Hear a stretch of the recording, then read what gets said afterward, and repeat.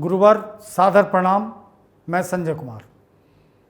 आज बिहार हेडमास्टर सीधी नियुक्ति परीक्षा पे मैं दूसरी कक्षा को आरंभ करने जा रहा हूँ।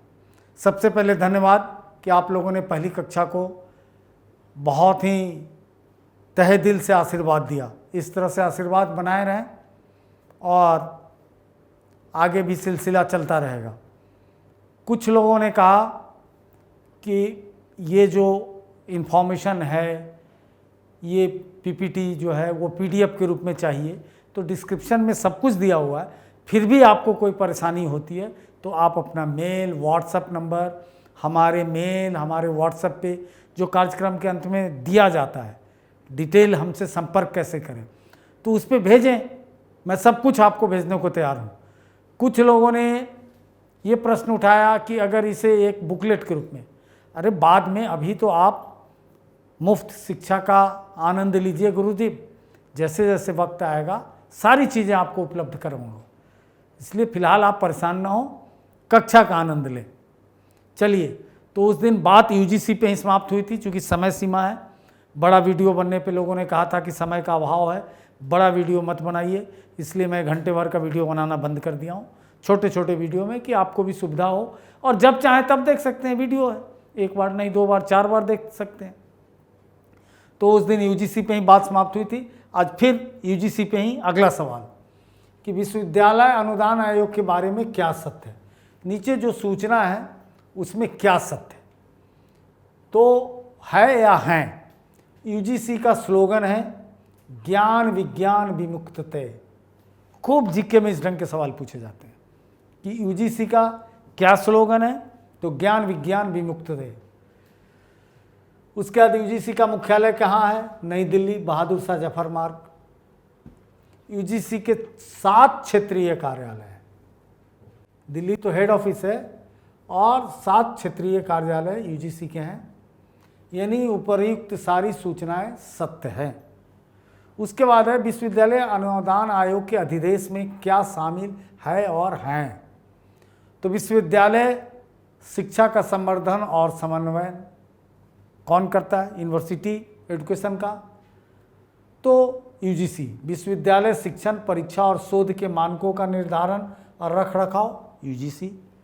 ये मतलब यूजीसी के कार्य हैं। ये शिक्षा के न्यूनतम मानकों के संबंध में नियम विनियमन कौन करता है, यूजीसी। तो चारों सही है, तो ये यूजीसी के कार्य हैं।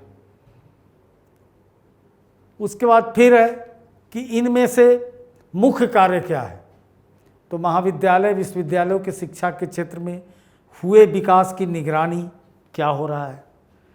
विश्वविद्यालय और महाविद्यालयों को अनुदानों का संवितरण, यानी ग्रांट, पैसा देने वाली निकाय यही है।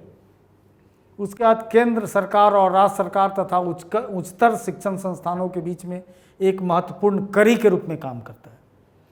चूँकि शिक्षा पे एक और सवाल बनता है यहाँ पे कि शिक्षा संविधान के किस सूची में है, तो भारत के संविधान में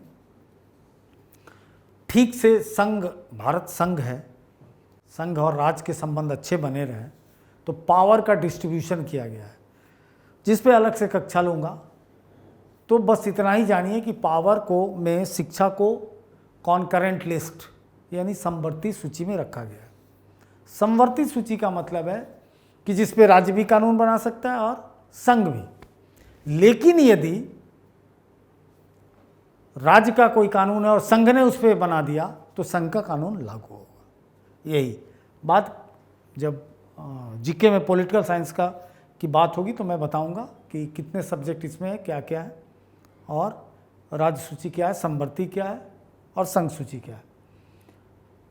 तो इस दोनों के बीच एक कड़ी के रूप में ये काम करता है। एडमिनिस्ट्रेटिव इकाई भी है एक तरह से, कहीं ना कहीं। विश्वविद्यालय शिक्षा में सुधार करने के लिए लिए जाने वाले अनिवार्य उपायों के संबंध में राज्य सरकारों को से परामर्श करता है, यानी सारे उत्तर इसके सही हैं। अभी इसी पावर का यूज़ किया गया है। नई शिक्षा नीति जो बनी है भारत सरकार की, तो हायर एजुकेशन की नीति को यूजीसी ने ही उसके पाठ्यक्रम को और सब चीज़ों को संचालित, और किस ढंग से 4 ईयर का अब हो जाएगा ग्रेजुएशन, मास्टर भी 5 ईयर का रहेगा, और चाहे तो 3 साल में भी कोई ग्रेजुएट हो सकता है, लेकिन पीजी उसको 2 साल की करनी होगी। तो तमाम चीज़ें बहुत उठापटक अभी शिक्षा में चल रही है।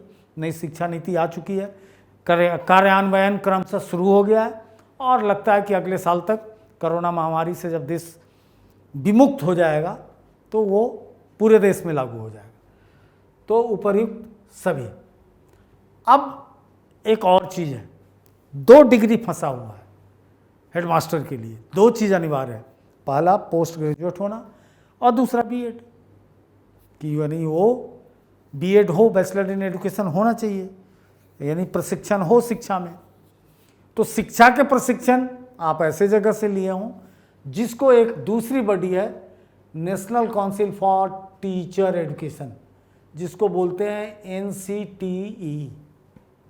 ये राष्ट्रीय अध्यापक शिक्षा परिषद, यानी जो भी आपने डिग्री ली है, चाहे वो डीएलएड की लिए हो, बीएड की लिए हो, बीए ऑनर्स विथ एजुकेशन लिया हो, कई जगह 4 वर्षीय कार्यक्रम चलता है, मतलब कुछ भी डिग्री जो इसके मानक पे है, वो डिग्री जब तक इस परिषद से नहीं माना जाएगा, उसको आपको बीपीएससी में जाके दिक्कत हो जाएगी।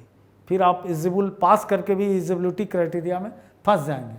तो इस पे भी जीके का कुछ क्वेश्चन बनता है। तो अध्यापक शिक्षा परिषद, इसको हिंदी में बोलते हैं, 17 अगस्त 1995 को अस्तित्व में आई। बिल्कुल नई चीज़ है, यह एक नई निकाय है। इसका मूल उद्देश्य समूचे भारत में अध्यापक शिक्षा प्रणाली को नियोजित करना था, यानी शिक्षण प्रशिक्षण की प्रणाली को ठीक करना था। इसका उद्देश्य शिक्षा प्रणाली में मापदंडों और मानकों के विनिमय तथा उन्हें समुचित रूप से बनाए रखना और तत्संबंधी विषय था। तो थोड़ा सा एक क्वेश्चन का मिजाज बदल दिया हूँ। अब सही उत्तर का चयन निम्न कूट से करें। आजकल ये स्टाइल है, ऐसे ही पूछा जाता है। गुरुवार आपको कंपटीशन दिए हुए बहुत दिन हो गया, इसलिए इस स्टाइल में सही उत्तर क्या है? तो इसके सही उत्तर हैं क, ख, ग, घ। चारों इसके सही उत्तर हैं, यानी विकल्प 4 जो कूट है ये इसका उत्तर होगा। चूंकि 4 चीज़ था तो इस प्रश्न को इस रूप में हमने रख दिया। राष्ट्रीय अध्यापक शिक्षा परिषद का मुख्यालय कहाँ है? तो इसका भी मुख्यालय दिल्ली में ही है।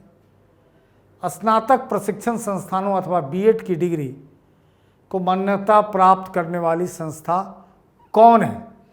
कौन किसी के बीएड की डिग्री को मान्यता देती है?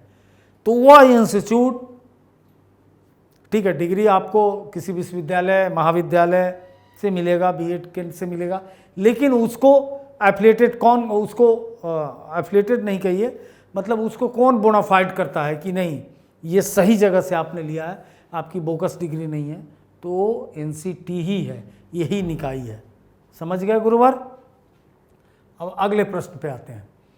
बिहार लोक सेवा आयोग के बारे में क्या सत्य है? अब एक ये भी संस्था इसमें आ जा रही है, बिहार लोक सेवा आयोग। चूँकि इस परीक्षा को कंडक्ट यही करने जा रही है, तो इस निकाय के बारे में हम जानें कि बिहार लोक सेवा आयोग क्या है। तो बिहार लोक सेवा आयोग संविधान के अनुच्छेद 315 में प्रदत्त शक्तियों से एक संवैधानिक निकाय है, एक कॉन्स्टिट्यूशनल बॉडी है। कैसे? तो अनुच्छेद 315 के द्वारा उसमें चर्चा है कि हर राज्य में लोक सेवा आयोग होगा और केंद्र में संघ लोक सेवा आयोग होगा, जो संघीय सेवा, केंद्रीय सेवा में नियुक्ति करेगा। वो भी अलग चीज़ है। केंद्रीय संघीय सेवा क्या है? जैसे आईएएस आईपीएस संघ का सेवा है, लेकिन केंद्रीय सेवा क्या है? तो केंद्रीय विषय का। रेलवे सेवा केंद्रीय, इनकम टैक्स केंद्र, जो केंद्र का विषय है वो केंद्रीय सेवा है, लेकिन वो सबको यूपीएससी लेती है। खैर, बिहार लोक सेवा आयोग 1 अप्रैल 1949 को अस्तित्व में आया। पहले इसका मुख्यालय रांची में था।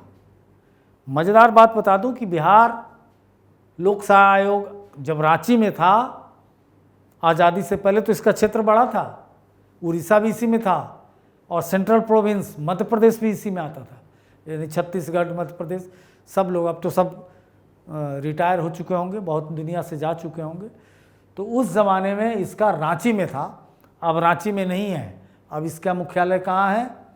तो पटना में है। अब रांची एक अलग राज्य का हिस्सा बन गया झारखंड का, तो वहाँ झारखंड लोक सेवा आयोग का मुख्यालय है। तो कंफ्यूज मत कर जाइएगा, सोचिएगा अरे नहीं रांची से क्या मतलब है इसको, बिहार तो झारखंड से पुराना है। तो नहीं, पहले इसका मुख्यालय रांची में ही था और 1 अप्रैल 1949 को अस्तित्व में आया और इसके द्वारा ये तैयार किया गया।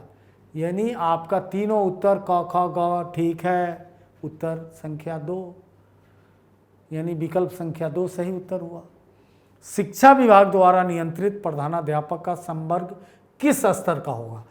तो मैं पहले भी बता चुका हूँ कि आप जो नौकरी करने जा रहे हैं उसका स्तर क्या होगा, यानी पूरे बिहार का कैडर होगा? नहीं, प्रमंडल स्तर का होगा। उत्तर 2 प्रमंडल स्तर। प्रधानाध्यापक उच्च माध्यमिक विद्यालय के पद पर नियुक्ति हेतु अनिवार्य अर्हता क्या है? तो भारत का नागरिक और बिहार का निवासी हो। नागरिक और निवासी में क्या अंतर है? तो नागरिक सिंगल नागरिकता की बात है अपने यहाँ, लेकिन डोमिसाइल अस्थायी निवासी, यानी इस परीक्षा में उत्तर प्रदेश वाले को मौका नहीं मिलेगा। बीपीएससी की सारी परीक्षाओं में मिलता था, बंगाल और दिल्ली वाले को मान्यता नहीं मिलेगा। उसी को मान्यता मिलेगा जो मूल रूप से बिहार का रहने वाला है, जबकि बीपीएससी की अन्य परीक्षाओं में ऐसी बात नहीं है, ये कंफ्यूज ना करें। मान्यता प्राप्त विश्वविद्यालय से कम 50% अंकों के साथ स्नातकोत्तर उत्तीर्ण होना चाहिए, यानी मास्टर डिग्री होना चाहिए, पीजी होना चाहिए। और उसके बाद है कि मान्यता प्राप्त संस्था से बीएड, बीएएड, बीएससी एड उत्तीर्ण होना चाहिए। यानी ये सारी चीज़ें अगर आपके पास है तो ये आपके नियुक्ति की अनिवार्य अर्हता है। तो इस तरह से गुरुवर इस कक्षा को मैं यहीं समाप्त करता हूँ। चूँकि हमारी भी मजबूरी है, वीडियो बड़ा नहीं होना चाहिए। आप नियमित कक्षा का आनंद लेते रहें और हमारे संपर्क में रहें। अभी तक सब्सक्राइब नहीं किए हैं, सब्सक्राइब कीजिए। क्लास चल चुकी है और इसका आनंद लीजिए। जय Hind. Contact email straightforwardclasses@gmail.com. Phone number 90130111749.